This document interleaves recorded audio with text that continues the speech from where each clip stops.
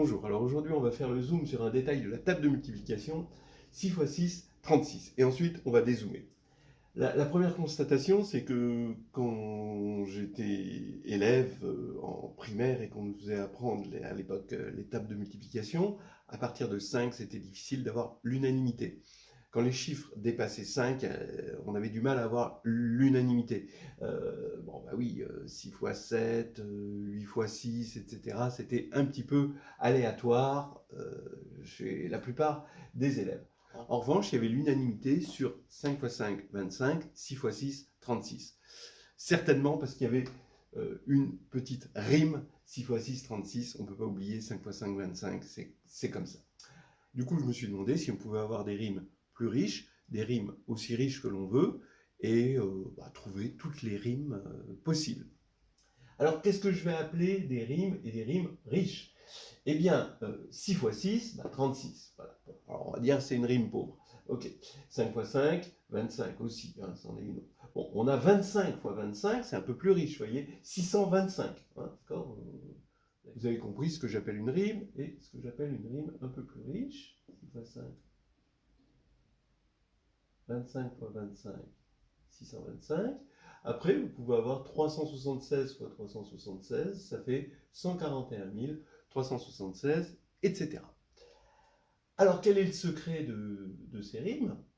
C'est ce qu'on va voir tout à l'heure. Donc, déjà, une première question. Soit K, un entier strictement positif, et je me demande quels sont les entiers n à K décimal, voilà, comme ici on a K égale 3, là on a K égale 2, là on a K égale 1, tel que N2 se termine par exactement ces mêmes K décimales. Hein. Voilà ce qui se passe, 6, 25, 376. Voilà. Voilà une première question. Et une deuxième question. Maintenant, on ne regarde plus les carrés, on regarde des puissances K. Quels sont les K tels que, quel que soit N, l'unité de N puissance K est égale à l'unité de N. Voilà. Pour tout N. Alors là, je garde les unités parce qu'il n'y a pas de rime riche à ce niveau-là. Hein. Dès qu'on passe les centaines, il ne va pas y avoir de cas comme ça. Donc on oublie, le problème n'est pas intéressant. Mais regardez, vous prenez 1 puissance 5, ça fait 1. 2 puissance 5, ben ça se termine par 2. 3 puissance 5, ça se termine par 3. 4 puissance 5, ça se termine par 4. Alors ça, c'est ceux qu'on connaît généralement. Après, il y a ceux que je ne connais pas. 5 puissance 5, voilà, 3125. Donc ça se termine par 5. Et puis vous pouvez essayer 6 puissance 5, 7 puissance 5, 8 puissance 5, 9 puissance 5. Ça va toujours se terminer par la même unité. Bien, donc on va commencer. Vous pouvez essayer de chercher ces deux petits exercices qui amènent à des considérations assez amusantes. Alors, on va commencer par regarder les deux exercices à la suite, mais cet exercice uniquement pour les unités, c'est-à-dire pour le cas K égale 1. Voilà, pour commencer, hein, comme ça nous fait un petit échauffement. D'abord, qu'est-ce que ça veut dire pour K égale 1? On cherche les N, tels que N2, les chiffres hein, finalement de 0 à 9, tels que N2 est congru à N modulo 10. Hein, voilà. Puisqu'il se termine par N. Donc ça veut dire qu'il est congru à N modulo 10. Donc on veut résoudre X2 congru à X modulo 10. Donc X2 égale X dans Z sur 10Z. Quand on a un problème algébrique dans Z sur 10Z, on passe directement par l'isomorphisme du lemme chinois à Z sur 2Z croix Z sur 5Z. Pourquoi? Parce que ces deux-là, ici, ça va être des corps, donc on a plus de chances de résoudre des équations. Bien, alors là maintenant, j'affirme que, alors le lemme chinois, hein, le morphisme du lemme chinois, on sait que c'est un isomorphisme d'anneau. Phi de x, c'est la réduction de x modulo 2 et la réduction de x modulo 5. D'accord? Ça ne dépend pas du représentant de x choisi là-dedans, ça c'est bien connu. Alors, on remarque que donc résoudre x2 égale x là-dedans, ça revient à dire phi de x2 égale phi de x, parce que phi est un isomorphisme d'anneau, donc ça c'est clair. Maintenant, ça, bah, ça veut dire que, d'après les opérations qu'on a sur les couples comme ceci, ça veut dire que x2 carré est égal à x modulo 2 tout court, et x modulo 5 carré est égal à x modulo 5. Donc, vous voyez, c'est ce que je disais, on veut résoudre deux équations, mais cette fois-ci, on est dans un corps. Alors, dans un corps, c'est intègre, donc x carré égale x a deux solutions, parce que c'est x facteur de x moins 1 égale 0, comme c'est intègre, ça fait x égale 0 ou x égale 1. Donc, on a en tout 4 solutions, c'est-à-dire 0, 0, 1, 1, 0, 1, 1, 0. Voilà, qui vont devenir 4 solutions, évidemment, là-dedans, puisque phi est iso. Bon, alors ça c'est ce qu'on appelle les solutions triviales, parce que c'est 0, 0, bah forcément ici ça va être 0, 1, 1, forcément ça va être 1. Pourquoi? Parce que 1 marche, et par l'unicité, il n'y a que 1. Donc ici on a là les solutions triviales, qui vont nous donner 0 et 1, et ici on a les solutions non triviales. Alors comment on fait pour récupérer un élément ici? Alors on a l'habitude, c'est l'identité de Bezout. Là ici, entre 5 et 2, c'est 5 moins 2 fois 2 égale 1. Et maintenant, eh bien, je vais prendre ce 0-là, je vais le multiplier là par lui. Et le 1 là, je vais le multiplier par lui. Donc ça va faire 0 fois 5, moins 1 fois 2, ça fait moins 4. Bon, alors moins 4, effectivement, modulo z sur 10z, comme je voulais un chiffre entre 0 et 9, eh ben, j'ajoute 10 et ça me donne 6. Et l'autre, 1 et 0, donc je fais 1 fois 5, moins 0 fois 2 fois 2, et ça fait 5. Là, on est bien entre 0 et 9, et on a nos 4 solutions, 0, 1, 5, 6. On retrouve 6 fois 6, 36. Voilà, donc là déjà, on met ça de côté. Après, on ira un petit peu plus loin, même beaucoup plus loin. Vous allez voir. Deuxièmement, ici, on cherche les cas tels que n puissance k est égal à n. Alors, au départ, dans z sur 10z, d'accord, quel que soit n, attention, hein, on est dans quel que soit n. Hein, c'est ce qu'on veut. Ici, c'est le quel que soit n.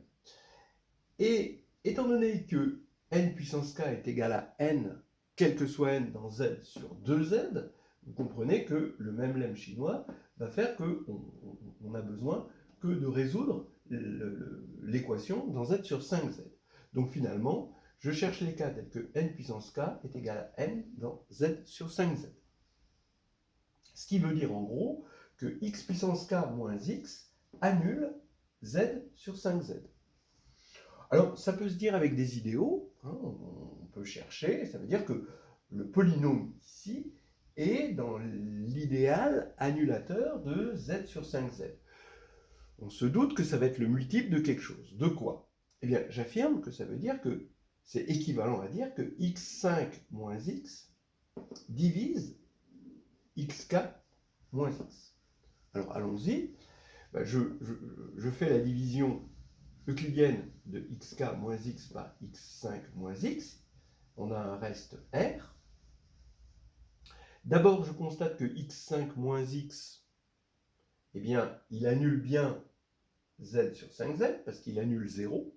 Et comme il est multiple de x4 moins 1, bah, il annule les non nuls par le théorème de Lagrange. Voilà. Bien, ou si vous voulez, le petit théorème de Fermat. Très bien. Donc, x5 moins x annule z sur 5z, et comme c'est un idéal, tous les multiples de x5 moins x vont l'annuler aussi. Maintenant, la réciproque, donc si je suppose que mon polynôme est annulateur, alors j'effectue la division euclidienne par x5 moins x, j'ai un reste qui est de degré inférieur ou égal à 4. Mais le fait que lui annule et que lui annule fait que R annule aussi z sur 5z, donc il a 5 zéros. Comme il a 5 zéros et qu'il est de degré inférieur ou égal à 4, sur un corps, bon, vous savez que ça veut dire qu'il est nul. Donc R est nul et on a bien une équivalence avec x5 moins x divise xk moins x. Bien. Alors maintenant je simplifie par x, ça veut dire que c'est équivalent à x4 moins 1 divise xk moins 1 moins 1. Très bien. Et ça c'est bien connu, c'est quand même un classique, que ça veut dire que 4 divise k-1, c'est-à-dire k congru à 1 modulo 4. Alors pourquoi c'est un classique? Bon, on sait que quand on va diviser, supposons que vous ayez la division euclidienne de n par m. Donc n égale mq plus un reste. D'accord? Eh bien, cette division euclidienne se propage en une division euclidienne de xn-1 par xm-1. Vous pouvez le faire par un calcul, c'est-à-dire en essayant d'avoir explicitement q, ou faire une récurrence, vous voyez. Ça, c'est un peu lourd, mais c'est plus joli avec les structures quotients. C'est-à-dire que si dans k de x, vous quotientez par xm-1, ça veut dire que xm-1 est égal à 1 dans le quotient. Donc xm étant égal à 1, ben, x puissance mq va être égal à 1 puissance q, donc encore à 1. Et donc x puissance n va être égal à x puissance r. Donc ici, xn-1 est égal à x puissance r moins 1, modulo ça. Et donc le reste, c'est forcément ça. Voilà. Donc, petite pub pour les structures quotients. Vous voyez, comme ça simplifie, ça trivialise les choses, ça évite des énormes calculs, parce que ça a rendu complètement caduque le calcul de Q. Voilà, donc, ça veut dire quoi? Eh bien, on retrouve, regardez, le 5. Bon, alors déjà, pour k égale 1, donc ici, pour k égale 1, qui est congru à 1 modulo 4, bah oui, évidemment, hein, on n'y avait pas pensé, c'était évident. N puissance 1, bah, c'est n. Mais n puissance 5 va se terminer exactement pareil. Et vous pouvez essayer n puissance 9, n puissance 13, n puissance 17. Faites le calcul. Et bien pour tout n, entre 0 et 9, bah, il va y avoir la même terminaison. Donc ça veut dire qu'il y a toujours la même terminaison, quel que soit le nombre, quand vous mettez à la puissance un nombre k congru à 1 modulo 4. En décimale, évidemment. Voilà, donc déjà ça c'est intéressant, ça nous fait visiter des petites choses sympathiques. Et maintenant, on va attaquer les rimes riches. Alors, on regarde le 1 dans le cas général. Donc, on prend k maintenant quelconque, il est strictement positif. On regarde donc toujours l'isomorphisme du lemme chinois ici, avec 2 puissance k et 5 puissance k qui sont premiers entre eux. Et on veut résoudre x2 égale x là-dedans, d'accord, pour avoir les mêmes terminaisons. Par exemple, pour k égale 2, hein, ce qu'on veut, c'est que modulo 100, on ait n fois n égale n. Voilà, ce que j'ai souligné finalement, puisque je ne regarde pas le 6 ici, puisque je suis modulo 100. Donc je veux résoudre là-dedans, x2 égale x, donc je le résous là-dedans, et j'affirme que c'est ça l'idée, quand P est premier, eh bien ça c'est pas un corps, mais par contre c'est ce qu'on appelle un anneau local, et là la localité va nous aider à résoudre ceci. Ça veut dire quoi la localité? Ça veut dire que P divise n, si seulement si n bar est non inversible modulo P puissance k. C'est-à-dire que les inversibles et les non inversibles, ils ont une caractérisation très simple. C'est juste de savoir si P divise ou pas. Voilà. Donc ça, c'est évident, hein, parce que on est modulo Pk, et un nombre n est premier avec P puissance k, si et seulement si il est premier avec P. Donc si et seulement si P ne divise pas n. Et on sait que être premier avec Pk, ça revient à être inversible modulo P puissance k. Voilà. Donc, on a ce critère.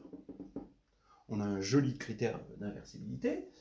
Or, quand on va regarder x2 moins x, et qu'on l'écrit sous la forme x facteur de x moins 1 égale 0, ben on voit que soit lui est inversible. En tout cas, les deux ne peuvent pas être non inversibles.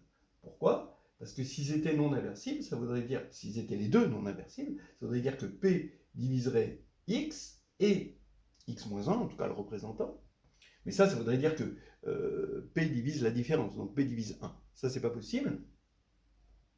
Donc, il y en a forcément un des deux qui est inversible. Donc, si c'est x qui est inversible, ça fait x égale 1. Si c'est x moins 1 qui est inversible, ça fait x égale 0. Voilà. Donc, on a toujours, finalement, que deux solutions, ici et ici. Je trouve ça assez joli. Donc, ça fait finalement toujours 4 solutions, comme on avait tout à l'heure, 0, 1, 5, 6. Modulo 100, aussi, on va avoir 4 solutions. Alors évidemment, il y a toujours les deux solutions triviales qui vont correspondre à terminer par 0, 0 et terminer par 0, 1. Voilà, donc ça correspond à 0 et 1, comme tout à l'heure.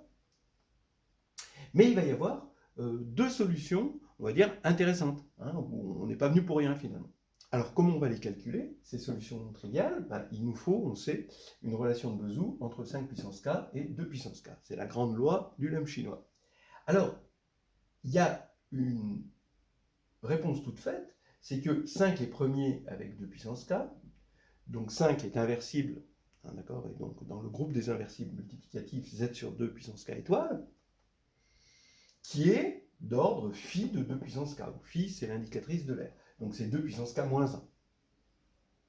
Donc on peut partir du fait que 5 puissance 2 puissance k moins 1 est congru à 1 modulo 2 puissance k. Donc ça c'est finalement Lagrange dans ce groupe-là. Mais maintenant on peut être un petit peu plus fin. Donc déjà ça suffit. Ça va nous donner une solution assez élégante. Mais on peut être un petit peu plus fin en disant que 5 puissance 2k-2 est congru à 1. Alors pourquoi? Pour deux raisons. D'abord, donc là, regardez, c'est fait dans le Perrin, mais on en a déjà parlé sur cette chaîne. On a z sur 2 puissance k, z étoile, comme groupe. C'est plus un groupe cyclique à partir de k égale 3. Et c'est isomorphe à z sur 2z croix z sur 2 puissance k-2 z. Voilà. Donc ça veut dire que, ça s'appelle l'exposant du groupe, on a un élément, on n'a pas besoin de l'ordre du groupe pour annuler tout le monde, 2 puissance k-1 va annuler tout le monde. Donc ici on va avoir 5 puissance 2 puissance k-2 qui est congru à 1 modulo 2k. Ça nous fait quelque chose de plus fin, et on n'aura pas plus fin parce qu'en fait, l'ordre de 5, à partir de k égale 3 en tout cas, l'ordre de 5, c'est fait dans le Perrin aussi, l'ordre de 5 dans ce groupe, c'est exactement 2 puissance k-2, ça se fait par récurrence, vous pouvez regarder dans le Perrin. Voilà. Alors, je n'ai pas vraiment besoin de ces considérations-là pour résoudre mon problème. J'aurais besoin juste de ça qui est très très raisonnable en licence même. Mais regardez, partons de là. Et je vais avoir 5 puissance 2 puissance k-1 qui est congru à 1 modulo 2 puissance k, que j'écris comme ceci avec un m entier. Bon, alors maintenant, ici je sais que j'ai 0, ça c'est mes solutions triviales, et 1. Ici, qu'est-ce que ça veut dire? Ça veut dire que je veux quelque chose qui soit multiple de 5 puissance k, et qui soit congru à 1 modulo 2 puissance k, donc ça va être lui. Donc regardez ce que ça donne. Déjà, vous prenez k égale 2, donc ça va faire 5 au carré, on retrouve notre 25. En plus, 25, il est bien entre 0 et 99, donc bon, c'est un bon représentant. Prenons k égale 3, ici, je vais avoir 3 moins 1, ça fait 2. 2 au carré, ça fait 4. 5 puissance 4, ça fait 625. D'ailleurs, voilà, vous le voyez. Ça aussi, d'ailleurs, vous voyez, les 25 fois 25 égale 625, ça, généralement, on s'en rappelle. Pourquoi? Parce que c'est une rime. Voilà. Alors, maintenant, je veux cet élément, par exemple. Oui, on regardait, on multiplie 0, donc c'est par lui, et 1 par lui, donc c'est lui qui nous intéresse. Maintenant, il est négatif, donc il va falloir le remonter au niveau entre 0 et 99. Donc lui, c'est quoi? C'est 1 moins lui. Donc il faut regarder 1 moins 625. Mais maintenant, je vais rajouter évidemment 1000 pour le upgrader entre 0 et 999 plutôt. Et donc, vous voyez bien que ça va nous faire 375 plus 1, et ça nous fait notre 376. Voilà, on a retrouvé tous les éléments, hein, et on voit qu'il n'y en a pas beaucoup finalement. Hein. Bon, à part 0 et 1, il y en a deux nouveaux qui s'installent de façon récurrente quand k s'incrémente de 1. Voilà, maintenant on va conclure et épiloguer. Donc voilà en conclusion la solution. Donc normalement, 5 puissance 2 puissance k-2 est congru à 1 modulo de k. Bon, il faut quand même que k soit supérieur ou égal à 2, hein, pour que ça marche au moins. Donc, mais le kk égale 1 a été fait au tout départ. Et évidemment, c'est congru à 0 modulo 5k. Alors attention, hein, il faut que quand même 2 puissance k-2 soit supérieur ou égal à k, ce qui va marcher à partir de k égale 4. C'est pour ça que j'ai fait tout à l'heure les cas 2 et 3 avant. Sinon, bah, si on n'a pas cette inégalité-là, bah, on n'a qu'à prendre 2 puissance k-1 qui va marcher pour cette congruence et cette congruence-là. Voilà, donc ces deux congruences vont nous faire une congruence modulo 10 puissance k, et donc on va avoir notre nombre, et après, bah, faut le regarder modulo 10 puissance k, hein, ce nombre, d'accord, pour l'avoir entre 0 et 10 puissance k moins 1. Voilà, c'est ça qu'on voulait au départ, c'était le problème. Alors maintenant, on a deux solutions non triviales, 4 solutions en tout, mais dont 2 non triviales, et l'autre, ben, on a dit que c'était 1 moins 5 puissance 2 puissance k-2. Alors toujours, hein, on va prendre k supérieur ou égal à 4, hein, pour que ça marche bien. Et ça, effectivement, ça va être 0 modulo 2 puissance k, ben oui, puisque 5 est d'ordre ceci, voilà. Dans z sur 2 puissance k, z étoile. Et ça, ben, modulo 5, évidemment, ça fait 1. Bon, voilà. Donc, bon, alors, je vous ai dit, le cas k égale 2, je le fais à part, et k égale 3 aussi, parce que ici, je vais prendre k-1, et je suis tombé sur 25 et 76. Donc 25 normal, parce qu'ici j'ai dû prendre k-1, j'ai dû me rabattre sur k-1, et 76, ben, je vais faire 100 moins 25 plus 1, voilà, 76. Et effectivement, j'ai 76 au carré, ça fait 5776, je crois. Et k égale 3, ben, là j'ai 625, évidemment, et 376. Voilà. Donc, on voit qu'on va avoir une suite de nombres, en fait. Vous voyez, il y a une cohérence. Hein. On avait 5, 2, 5, 6, 2, 5, 6, 7, 6, 7, 3, etc. Donc c'est une suite cohérente, hein, de nombres. Donc vous avez une suite qui est une suite remarquable, qu'on peut trouver sur Internet. Hein. Tapez la suite. Bon, maintenant, on va faire des choses un peu plus acrobatiques, mais sur Sage, avec des cas un peu plus grands. Donc voilà ce que ça donne dans la pratique. On fait un petit calcul sur Sage. Donc on va faire par exemple k égale, on veut k égale 7. Bon, c'est raisonnable. Alors k égale 7, ça veut dire que je vais regarder 5 puissance k égale 7. Ça veut dire que k-2, ça fait 5. Donc 2 puissance 5, ça fait 32. Donc je regarde 5 puissance 32. Voilà. Et maintenant, comme k égale 7, je vais prendre les 7 nombres. 1, 2, 3, 4, 5, 6, 7. Voilà. Et maintenant, donc, puisque je regarde modulo 10 puissance 7. Hein. Et donc lui, je vais l'élever à la puissance donc, 2. Et normalement, bah ouais, vous voyez, vous avez 2, 8, 9, 0, 6, 5. Et on va voir que c'est quand même assez optimal, enfin bon, je pense, parce que si j'avais pris 8 chiffres significatifs, et là, au carré, bah là, vous voyez que ça n'aurait pas marché, vous voyez, on n'aurait pas eu la rime riche pour 8 chiffres significatifs, pour k égale 8. Et ça vient du fait que, justement, 5 est d'ordre exactement 2 puissance k-2. Et c'est dans le Perrin. Voilà. Après, on peut faire des choses plus wild. Si je fais 5 puissance 1024, et donc je vais prendre les 12 chiffres 1, 2, 3, 4, 5, 6, 7, 8, 9, 10, 11, 12. Donc là, j'ai bien 12 chiffres, je mets au carré. Et voilà, ici, j'ai 9, 1, 8, voilà, j'ai exactement ça. Et si j'en avais pris 13, ça n'aurait pas marché. Bon, parce que là, vous voyez que k-2 est égal à 10, parce que 1024 c'est 2 puissance 10, donc k égale 12. Hein, c'est ça le truc.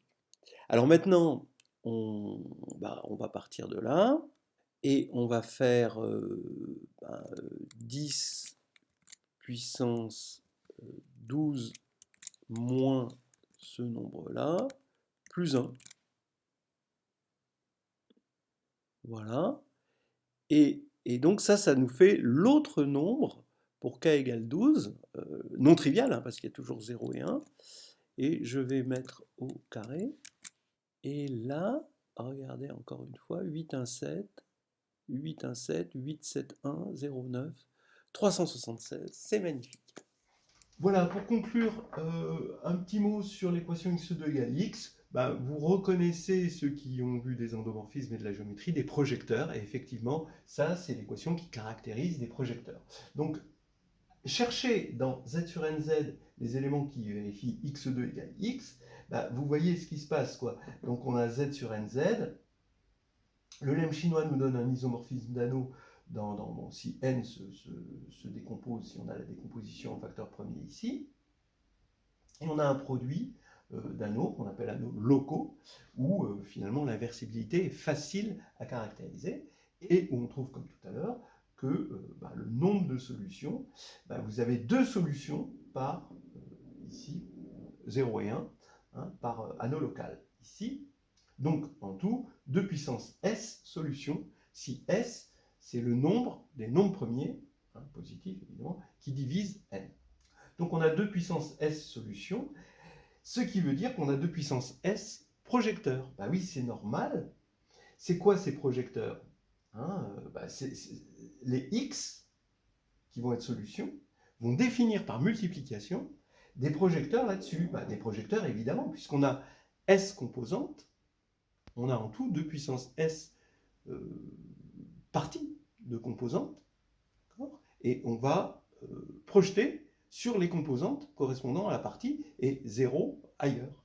Par exemple, si vous prenez 25, hein, qui est solution pour k égale 2, donc modulo 100, vous regardez de z sur 100z dans z sur 100z, 25 est solution de x2 égale x, ici, ça veut dire que quand vous allez multiplier par 25, vous allez projeter, ici, sur la composante z sur 4z, et ici, ça va être 0. Effectivement, si vous considérez que z sur 100z, c'est isomorphe à z sur 4z croix z sur 25z, comme 25 modulo 4, ça fait 1, ici, vous multipliez par 1, et là, vous multipliez par contre par 0.